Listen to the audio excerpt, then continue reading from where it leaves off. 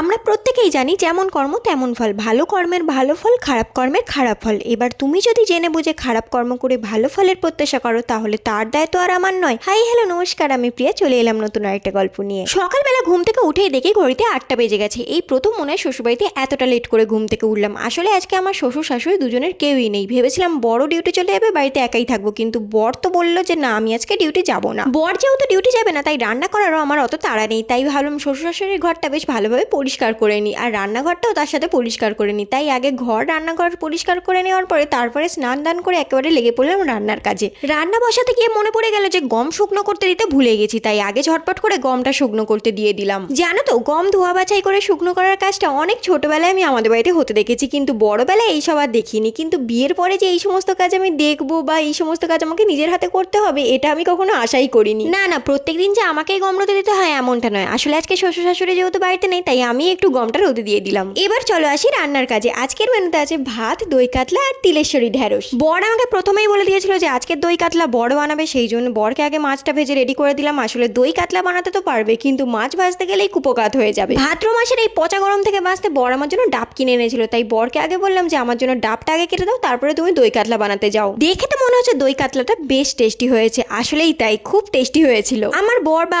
আমরা দুজনেই রান্না বান্নার কিছুই জানতাম না, কিন্তু এখন আমরা দুজনেই রান্নায় এক্সপার্ট হয়ে গেছি। এবার যদি চাকরি বাকরি না পাই তাহলে ভাবছি আমাদের যেমন ছোটখাটো একটা খাবারের দোকান আছে ওই রকমই একটা খাবারের দোকান খুলবো। হ্যাঁ, তো ছোট থেকে তো আমি এটাই চাইতাম। আমি সবসময় চাইতাম যে আমি একটা ছোটখাটো বিজনেস স্টার্ট করবো, আর সেই ছোটখাটো বিজনেসটাকে আমি একদিন অনেক বড় করব। ভাগ্যে যেহেতু আমার চাকরি লেখা রয়েছে তাই কপালে আমার চাকরিটাই জুড়লো, কিন্তু বাড়িতে যেহেতু এখন ফাঁকা বসে আছি তাই ফাঁকা মাথায় এই মাঝে মাঝে বিজনেস প্ল্যানগুলো ঘুরে ঘুরে বেড়াচ্ছে। যাই হোক, এবার কিছু ইম্পর্টেন্ট কথা বলি শোনো। অনেকেই আছে বাড়ির কাজ না করার জন্য সারাক্ষণ এক্সকিউজ খুঁজে বেড়ায়। তাদের কাছে বাড়ির কাজ মানে টাইম টু টাইম রান্না করা, খাওয়া দাওয়া আর ঘুমানো, এর বাইরে আর কোনো কাজই থাকতে পারে না। বাড়িঘর পরিষ্কার রাখা, জামা কাপড় গুছিয়ে রাখা, এগুলোও কাজের মধ্যেই পড়ে। আমাকে প্রত্যেকদিন রান্না করতে হয় না বলে নাকি আমি অনেক সময় পেয়ে যাই ঘর গুছিয়ে রাখার জন্য। আসলে সেটা নয়, যে গোছানোর সে হাজার ব্যস্ততার মাঝখানেও নিজের ঘরটা সুন্দর করে গুছিয়ে রাখতে জানে। আজকের ভিডিও এতটাই। ভিডিও ভালো লাগলে লাইক শেয়ার কমেন্ট করে আমাকে ফলো করে নিয়ে দেখা হচ্ছে নেক্সট ভিডিওতে। ততক্ষণের জন্য সবাইকে টাটা।